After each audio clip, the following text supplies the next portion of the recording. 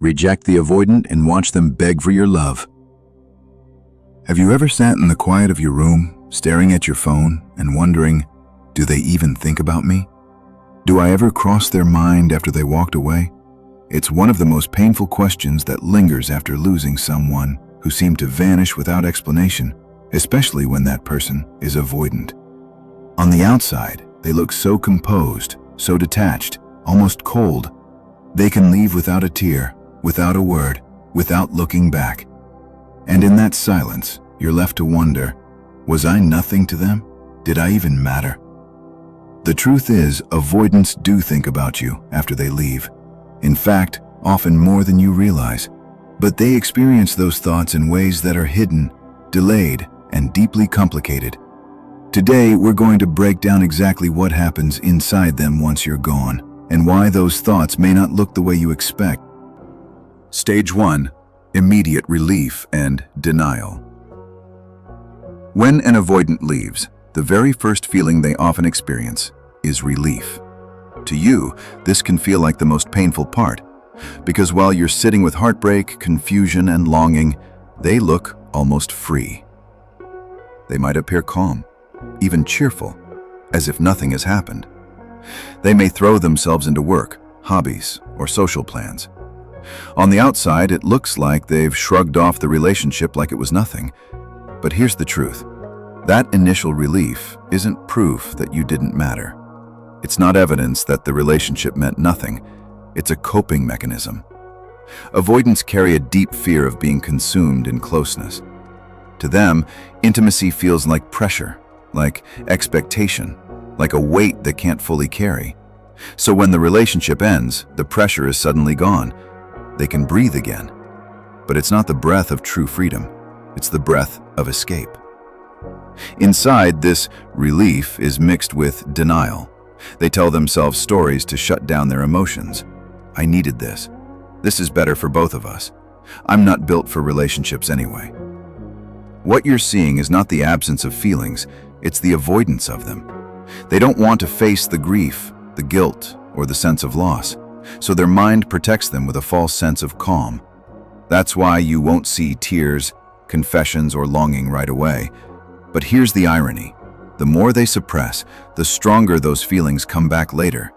Avoidance might win the short-term escape, but emotions have a way of resurfacing when they least expect it. And when they do, the thoughts of you hit harder than they anticipated. So if you've ever looked at an avoidant after a breakup and thought, wow, they really don't care at all, remind yourself, what you're seeing isn't the truth. It's the mask of denial. A mask they're not even fully aware they're wearing. Stage 2. The echo of your presence. Once the initial denial starts to fade, reality begins creeping back in. And it almost always arrives in subtle, unexpected ways. This is what I call the echo of your presence. At first, it's small things. A song comes on the radio and suddenly they're reminded of the road trips you took together. They walk past a coffee shop and it stirs a memory of the mornings you spent sitting there laughing. Even something as simple as the way someone phrases a sentence can remind them of your voice. Avoidants don't allow themselves to dwell on these feelings openly, but the memories seep through the cracks of their defenses. These echoes are powerful because they break the illusion of relief. They prove that no matter how much distance they put between themselves and the relationship, you're still there. And here's the fascinating part. Avoidants experience these echoes more strongly than they let on. Because they've suppressed their feelings for so long, the memories feel almost sharper. When you try to push something down, it doesn't vanish, it compresses. And when it resurfaces, it often hits with more intensity. This stage is deeply confusing for them. On one hand, they want to keep their emotional distance. On the other, they can't stop being reminded of you. They'll find themselves thinking, why am I remembering this? Why do they keep showing up in my mind? I left for a reason. So they'll try to fight it, distract themselves with busyness, bury themselves in their routine, or even jump into new connections just to quiet the echo. But it doesn't work. The more they try to run from the reminders, the more often they seem to show up. This is why avoidants often appear so contradictory after leaving. They act like they don't care, but then they lurk silently on your social media. They don't reach out, but they still watch from the sidelines. They won't send a text, but they'll scroll through old messages in moments of weakness. That's the echo at work. It's not obsession, but it is proof that you mattered. You left an imprint on their life that they can't fully erase, no matter how much they try.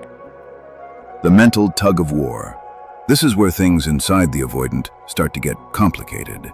On the outside, they may still look calm, collected, and completely unbothered by your silence. But inside, there's a silent battle brewing, one that pulls them in two opposite directions. On one side, there's the voice of avoidance, the part of them that insists they're fine, that they don't need anyone, that your silence is exactly what they wanted. This voice tells them, "Good, now I have my peace. This is what I needed." It pushes them to double down on their independence and convinces them they don't care as much as they actually do. But on the other side, there's a quieter, more uncomfortable voice, the one they usually keep buried. It whispers things they don't like to hear. What if they don't come back? What if I push too far this time? What if I actually lost them? This back and forth creates an exhausting inner dialogue. They go from brushing it off one minute to secretly checking if you've posted anything the next. They may replay the last interaction in their mind, searching for clues about whether your silence is permanent or just temporary. What's important to understand is that avoidants rarely admit this tug-of-war, not even to themselves. Instead, they cover it up with rationalizations. They're just busy. They'll text eventually. I don't even want a relationship right now anyway.